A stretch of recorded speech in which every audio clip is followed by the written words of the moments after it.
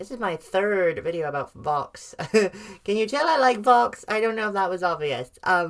Today I'm talking about, it's kind of a controversial topic really. Because I don't know if you've noticed about this, but Vox has a lot of internalized homophobia. So I want to talk about that. Today we're talking about Vox's internalized homophobia. I do have to say though, Vox is not gay, Vox is bisexual. A lot of people don't know that, I've noticed. He is bisexual and he's in an open relationship with Valentino. Open meaning that they're together, but they can sleep with whoever they want at the same time. So, yeah. But the thing is, Vox can't bring himself to actually say that they're in a relationship because there's a scene when he says to Valentino that they've been partners in business for decades now. So he can't bring himself to call them partners. So already that's kind of a red flag, to be honest. It's kind of similar to what Ozzy and Fizz do, but that was more like them hiding it because it's a bad image for the King of Lust to be in a loving relationship. But yeah, this was a bit different in my opinion. So yeah. It is also worth noting though that Vox was literally born in the year 1900. Like, literally. He died in his 50s in 1948, I want to say.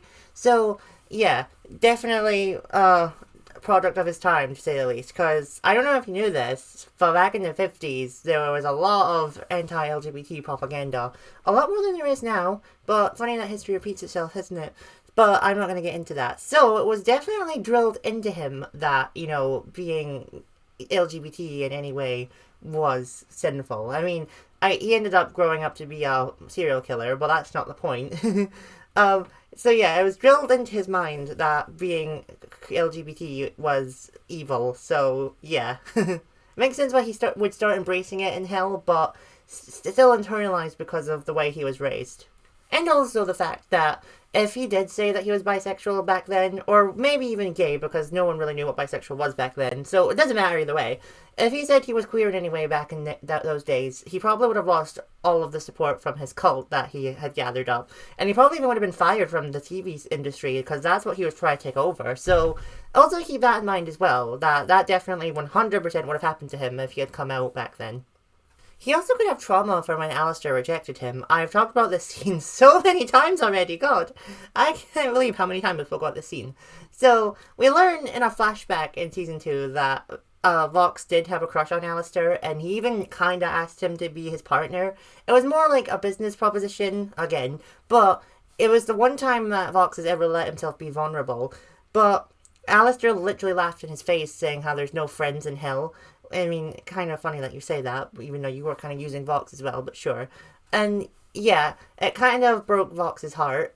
Deserved 100%, but it could also be that he has trauma from that moment because of that, and that means that his internalized homophobia is even worse now, because the one time he let himself be vulnerable and let himself be his true self, he got rejected and laughed at. So yeah, I can definitely put two and two together. I don't think he even knows now that Alistair is Arrow Ace, though, so even then, Alistair probably wouldn't have, agreed to going out with him. And if Alistair was good, though, he probably would have just said no, and then that be it. And Vox probably still would have reacted the same, to be fair, let's be real. Okay, I didn't write this in my script, but I should also mention that he did tie up, Alistair in a cuck chair and made him watch him and Valentino have sex. So, he's definitely not afraid to have sex with people of the same gender, but he does it privately unless it's Alistair, and then he makes him watch. A lot of people generally did think for a moment that he was doing that with Alistair, but I'm kind of glad he wasn't, because that would have been much worse. But yeah, we know that happened as well. But he's also not afraid to show his flamboyant side. I know being flamboyant has nothing to do with your sexuality, but it's kind of a stereotype as well. So, as someone who kind of goes by stereotypes, like Vox, I mean, since he died in the 50s, it would, you'd think he'd have that internalized thing as if I do this, I'm gay, but no, he's not afraid to show his flamboyant side, as we see when he's dancing in Vox Populi, or even during Brighter, when he's literally doing K-pop moves. Yeah, so he's very flamboyant for someone who has internalized homophobia, which I actually kind of like. I like that detail. While I don't consider them canon, it's also worth mentioning that in the Pride merch, Vox is the only member of the V's that doesn't look happy to be there. Valentino and Velvet look so happy to be there, they look proud of their sexualities, but Vox just looks like he wants this over and done with. So, he obviously doesn't enjoy Pride either. And, I know other, queer people that don't enjoy Pride. I'm friends with some of them. So yeah, that definitely like doesn't mean that he's like homophobic, but it does show that he isn't proud of his sexuality and he doesn't want to be there. So yeah, another piece of evidence to show that he has internalized homophobia. Okay, my last point for this video.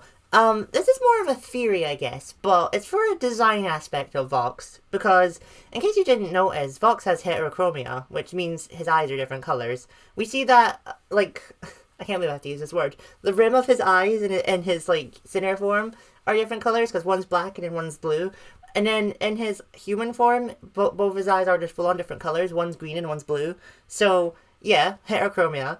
And obviously, I think you can obviously put two and two together. The word hetero is in the condition. Heterosexual, heterochromia. So, I feel like it could be like a design choice to give him that. To like show that he's like masking his hetero when he's actually bisexual. But that's just a theory. What? What are you waiting for?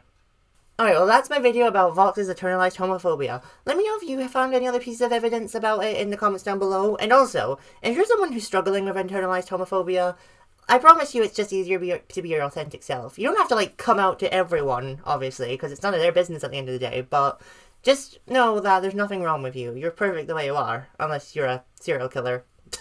But, I'm going to end that on that note. Bye!